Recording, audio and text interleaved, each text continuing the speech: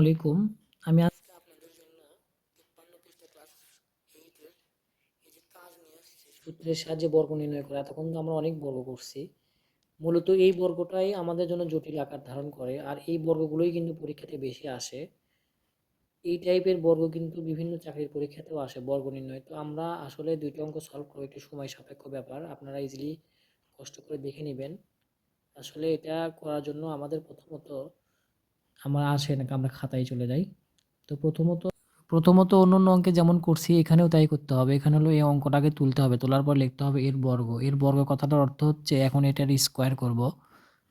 একটু লেন্দি হলেও হোক, কিন্তু আপনারা একটু ভালো করে শেখেন। প্লাস সি, এখন আমরা বর্গ করলাম, কিন্তু আমরা এটা তো এ বি করতে পারবো না।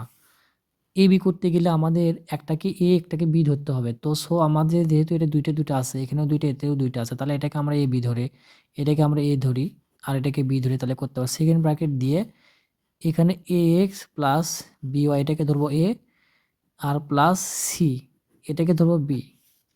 তাহলে কি দাঁড়াইলো? তাহলে দাঁড়াইলো কিন্তু A plus B whole square. তাহলে আমরা কি জানি?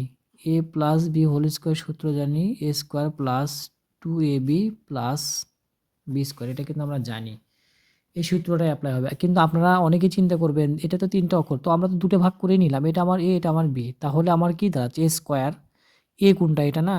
তাহলে এটা যদি হয় A X plus B Y square হলো মাইনাস 2, সরি এখানে যেহেতু A plus B whole square তাহলে প্লাস, তাহলে 2a কোনটা? এ হচ্ছে আমার, এ হচ্ছে A X plus B Y, এটা হচ্ছে এ, আর বি কোনটা ছিল? সি, এটা আমার বি। এখন প্লাস সি স্কোয়ার। তো এখন বিষয়টা কি দাঁড়াইলো তাহলে? তাহলে দেখেন এখানে, এখানে কিন্তু আমার এখানে এ প্লাস বি হোল স্কোয়ার, আবার এখানে এ প্লাস বি হোল স্কোয়ার দাঁড়াইলো। তাহলে এটা যদি এ হয়, এটা যদি বি হয়, এটা যদি এ হয়, এটা যদি বি হয়, তাহলে আবার কি হচ্ছে?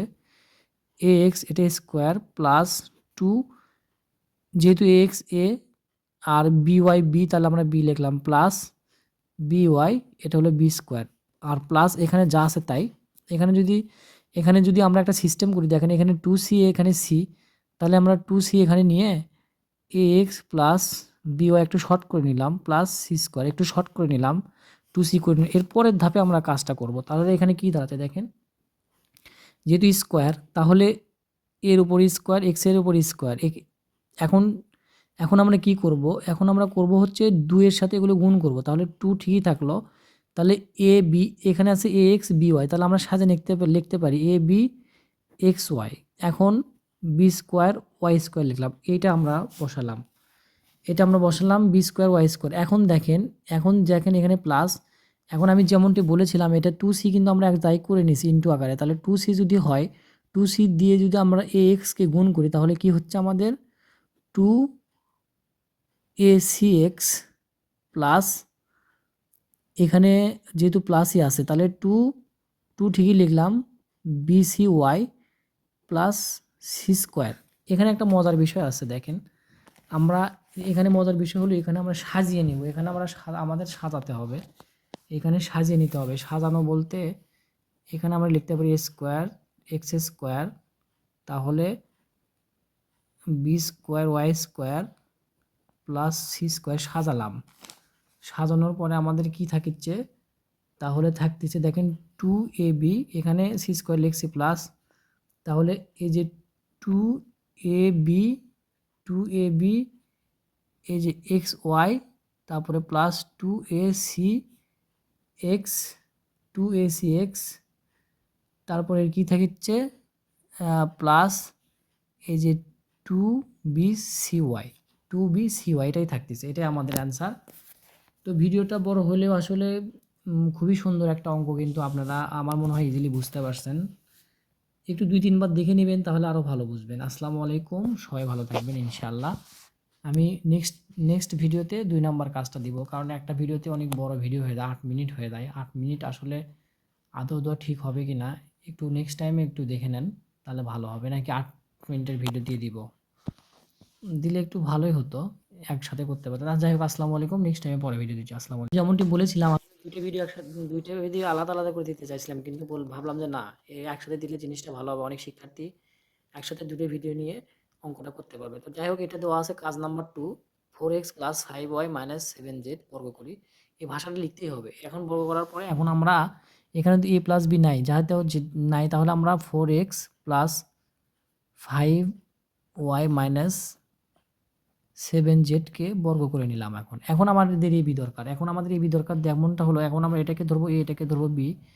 তাহলে এটাকে যদি a b ধরি তাহলে সেকেন্ড ব্র্যাকেট দিয়ে 4x প্লাস 5y এটাকে ধরলাম a মাইনাস 7zকে ধরলাম আমরা b, এটার উপর স্কোয়ার দিলাম, এটা সেকেন্ড ব্র্যাকেট। যাই হোক, সেকেন্ড ব্র্যাকেট খুব ভালো হলো না। যাই হোক, এখন আমাদের এটা যদি b করি তাহলে আমাদের সূত্র দাঁড়াচ্ছে কি, a square m a plus a square minus 2ab plus B square. তাহলে এ স্কোয়ার আমার কোনটা হচ্ছে, এ স্কোয়ার কিন্তু আমার এটা হচ্ছে। এ স্কোয়ার আমার যদি এটা হয় তাহলে 4x plus 5y square minus 2, এ যেহেতু আমার ওটা হয়েছিল তাহলে 4x প্লাস 5y যেহেতু এটা আমার এ হয়েছিল তাই আমরা এটা লিখলাম। আর বি যেহেতু 7z তাহলে আমরা 7zকে আমরা লিখবো, আমরা 7z। তাহলে এ square minus 2ab plus, sorry হ্যাঁ অবশ্যই প্লাস হবে 7z স্কোয়ার।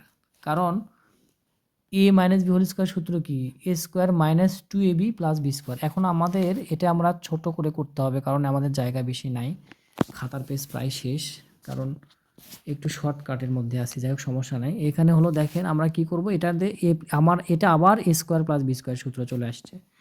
এটা আবার এ স্কোয়ার প্লাস বি স্কোয়ার সূত্র আসাতে আমরা 4x এ স্কোয়ার প্লাস 2, 4xকে যেহেতু এ ধরছিলাম এবং 5yকে যেহেতু বি ধরছিলাম তাহলে 5y plus B square minus, এখন দেখেন এই যে 2 আর 7zকে আমরা একসাথে নিতে পারি, 7